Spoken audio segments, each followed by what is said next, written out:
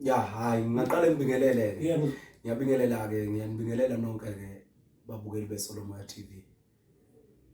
Ya sizosebenza ke manje sizoqala umsebenzi sizosebenza sizokhuluma ngesihloko esikhulu isihloko sika Umvelinqangi Unkulunkulu. Kodwa ke sizoba nabafowethu abazobuza imibuzo ukuze siyokwazi ukuthi sedlule sitholele nombukeli ukuthi akwazi ukuthi kube khona imibuzo ayibuza yona ephendulekayo noma abambuzelayo abanye babafowethu esinabo la maphakathi kwendlu. Amen. Yebo. Siyabonga mkhulu ngokuthi usinvite la ku Solomoya TV. Sithemba ukuthi imibuzo esizoyibuza izosiza nababukeli ekhaya ukuthi baphenduleke imibuzo abayibuzayo. Yebo. Kulesihloko sanamhlanje emkhulu njengoba usho ukuthi kukhona Umvelinqangi kukhona Unkulunkulu.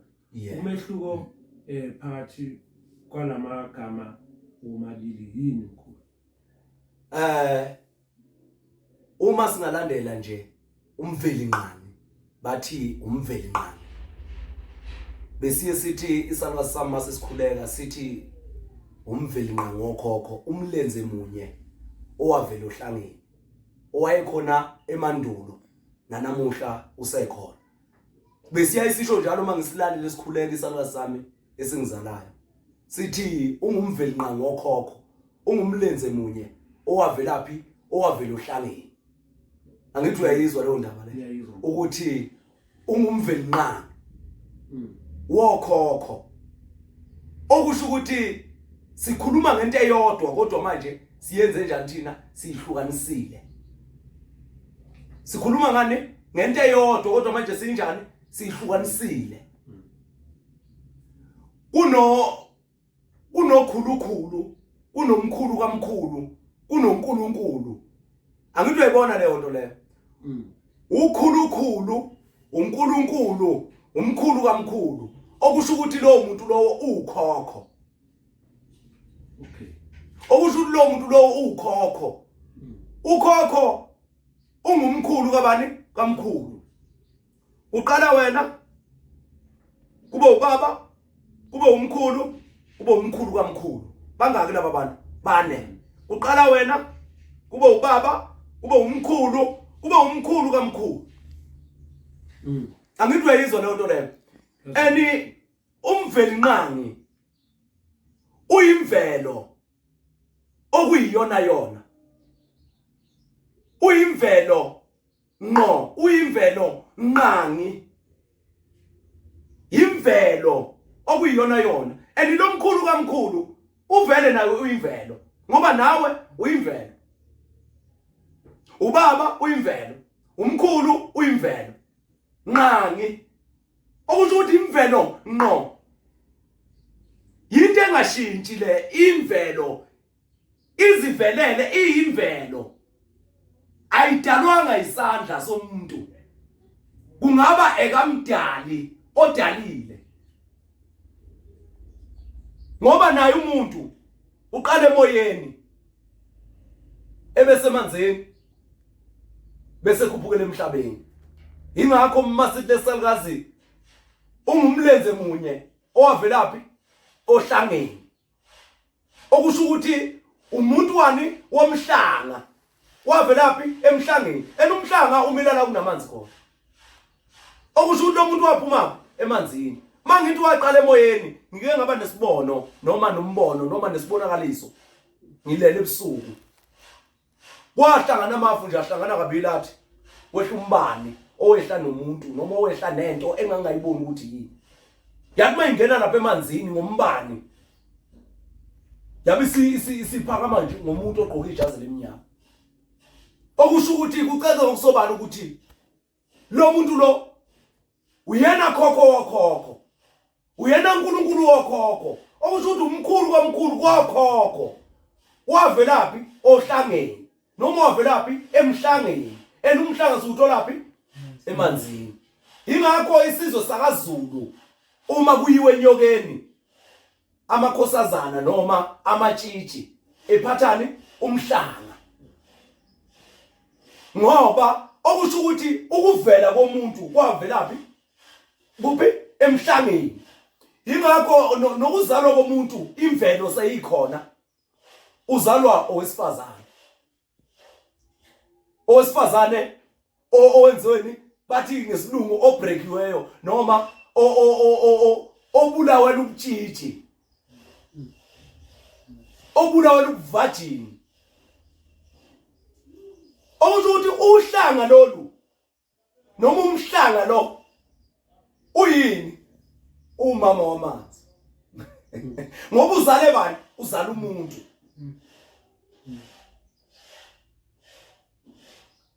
Angazi noma mhlambe niyangizwisisa. Mhlambe uma ungaba nombuzo futhi ube nombuzo kulento esengiyibekile ukuze uzokwazi ukuthi ngiqhubeke ngichaze noma ngiqhubeke ngedlule lapho. Ngaphambi kokuthi uqhubeke mkhulu ngizocela ujule kuye indaba le kaMvelinqangi noNkulunkulu ukuthi umuphi ovela kuqala, umuphi onamandla engaphezulu komunye ngaphambi kokuthi phambili. Bahlukana kuphi? Uhlukana kuphi? Ukuphi la udweba umugqa khona uthi hayi ngapha uNkulunkulu ngapha uMvelinqangi. Umehluko uba kuphi kulawo magama noma kulabo bantu ababili? Yebo, uMvelinqangi uyoqala. Umvelinqangi uyoqala. Ufike kwavela imvelo kwase kuzophuma umuntu. Imvelo amanzi, umhlanga, ihlahla nayo yonke lento le. Wenze njani? Ube umoya wamdala. Kuphi emoyeni.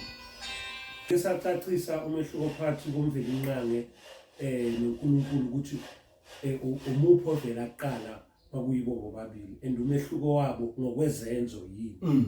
Okay. Oh yeah. Bengisachaza ngithi ungumvelinqangi okusho ukuthi imvelo okuyiyona yona. Umoya uyimvelo. Masithi umuntu uqala emoyeni, okusho ukuthi kube khona umoya kuqala kwase kuzoba khona abantu umuntu. Yebo. Okusho ukuthi omdala kumkhulu kwamkhulu bani? Imvelo. Okay. Yona endala. Kubani? Kumkhulu kamkhulu. Bese kuthi imvelo mayumoya umuntu ezoqala emoyeni, okusho ukuthi odala umuntu amhlisele emhlabeni. Angithi siyesizwe kuthiwe uSathane wayeqophisana noNkulunkulu wasuNkulunkulu emenzani emhlisele emhlabeni. Emhlisele emhlabeni okusho ukuthi omdala uba umenzi. Owumoya ongabonakali. Ongulizwi, athi mina ngingulizwi. Umoya ongabonakali, ongulizwi, okhuluma izinto zenze njani? Zenzeke. Wehla ngombani lomuntu wehlele ezibeni wakhuphuka. Kushuthi waye umoya, waba amanzi, waye emanzini, wakhuphukela emhlabeni. Wasezoba yile mvelo ngokuvela. Yebo. Okusho ukuthi mdala ubani? Imvelo indala. Yebo. Mkhulu into eyenzakalayo kulombuzo kaNkulunkulu noMvelinqangi. Kwenzeka lento okuthiwa ngesilungu i-detour. Ngoba manje sokuvele nomenzi. And kukhona isisho sesintu esithi izithunywa zikamenzi. Yebo. Manje sokhona umenzi onezithunywa zakhe. Yebo. Kube khona uNkulunkulu. Yebo. Kube khona uMvelinqangi. Yebo. Ngabe lento le masiyithatha ke manje siyiletha njengoba usuke nayo phezulu. Maso uyiletha la enzansi. Ngabe thina lento le sizothi ngesilungu is-affecta kanjani singabantu? Singabantu bemvelo. Yes. Kulezo ihloko sesi-identity sikamenzi. Yebo. Onezithunywa ke kuthiwa izithunywa zikamenzi. Ngabe lapha kithi ke especially masithi ke mkhulu ebantwini bakamoya zonke lezigaba lezi zifika zibe ne effect ngaluphi uhlobo? Angithi manje uyayizwa lenkulumo yami itheni? Ithe ungumlenze munye owavelaphi ohlangene. Uthe ungumlenze munye sekuqhamuka nobani manje? Qhamuka umenzi manje. Okay. Sekukhona nomenzi manje. Sekuqhamuka nomenzi. Umenzi, uNkulunkulu, uMvelinqangi, nobani? Nomlenze munye. Bangaki laba bantu? Manje. Ubunye lobu kamlenze munye. Hayi ukuthi wayenomlenze wonke. Wayengenawo umlenze wonke. Kodwa kwakusho inhlangano njengoba ubona umhlaba sithi unjani urawundi usuhluka amagumba amanengaki awu4 icross le sewuhlukana kanjani sekukhona abakamenzi abakaNkulunkulu abakamvelinqangi bonke laba badala ubani umoya okusho ukuthi ayikho into engenawo uNkulunkulu wayo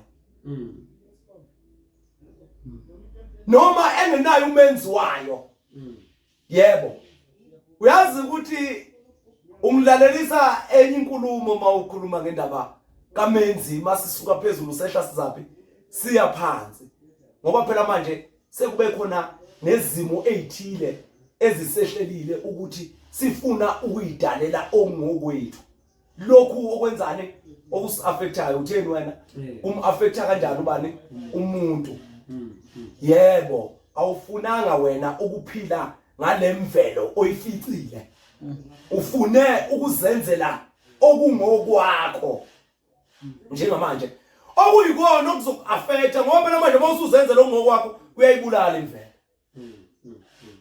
lokho akusesikho okwemvelo lokho manje osekukhona lokho sekudalwe uwe ube uyimvelo wena bese wenza into ongeyakho bese ibulalani ubumvelo kanti lento kumele yenzeke natural noma ngemvelo ibe yiyo ibe kube yiyona yona kube yiyo ngqa njengoba kuthiwa umvelinqangi yimvelo nqangi ukhulunywa ngento okuyiyona yona engaediwe engenzweni evele injalo yaphila injalo ayijiki yebo mkhulu ngiyacabanga ukuthi ngenxa yesikhathi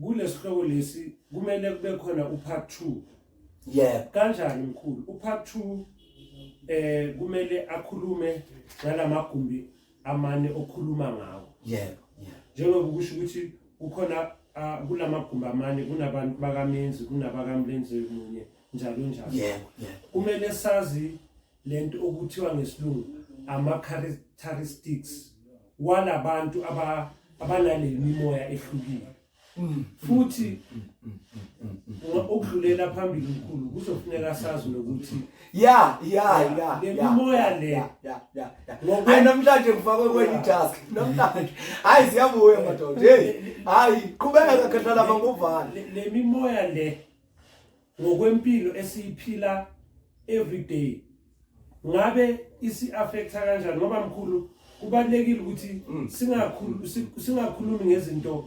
eziyimfanekiso ezihamba lephezulu yebo kumele sikhulume ngezinto ezizokwenza ukuthi zirelate kwimpilo yakho engabonakali nezibonakalayo ezibonakala esikwazi ukungayibona esiyibona ngeso lomoya siphinde sikwazi ukuyibona ngeso lenyama yebo uqinisile lapho ukuthi nisuke nangqokisa leli jazi manje so leli jazi ngiyacabanga ukuthi part 2 wale video yebo kumele uqhubekise le ihloko unabe ngasinye ne-effect noma i-impact umoya ngamunye obanayo ebantwini ukuthi abantu abanalo moya lo mhlambe kamlenze munye kakhulu ubabona ngani abantu abakamvelinqangi ubabona ngani abantu bakaNkulunkulu ubabona ngani yebo bakamenzi yebo ubabona ngani ngoba ngiyacabanga ukuthi wonke la kuyajika kube ama-characteristics wabantu especially kulaba bomoya yebo mawuthi uyabuya ke lapho sizothinta nje kancane ukuthi siyongena kanjani kulo part 2 njengoba ushilo uthi amagumba amanomhlaba ubune balabo uNkulunkulu ubune bawo bani balabo uNkulunkulu kodwa bonke laba bantu baqhamuka kulo ongilizwe bonke labo uNkulunkulu baqhamuka kulo ongibani ongilizwe kodwa manje sithe masibuka kunama 4 rain 4 rain isiphambano 4 rain uhlukanisa lamagumbi uhlukanisa kuphi lamagumbi la okusho ukuthi kwakuumuntu oyedwa noma kwakuumoya munye owadala lo wadala lo wadala lo wadala lo. Ingakho sesinabantu la, sibe nabantu la, sibe nabantu la, sibe nabantu la. Ngoba lo uthi mina nina ngidalwe yini. Uyabona? Nalo uthi angeke ngikwazi ukuphathwa ubani yilo. Yiyo lento eyenzeka uma ngithi mina uwe ubaba wakho umkhulu kamkhulu uyena uNkulunkulu. Uyayibona? Mawufika la ekhaya uzala ingane wena. Ukuthi sesiyangena kulesi. Siyangena. Siyangena manje kuyasihloko manje. Hayi akasibuye sisithinte bo-part 2 manje. Akasibuye sisithinte manje kubo-part 2. Akasibuye sisithinte bo-part 2. Into ephumayo kulo into ishoyo mkhulu okuzomela uyicacise. Yebo.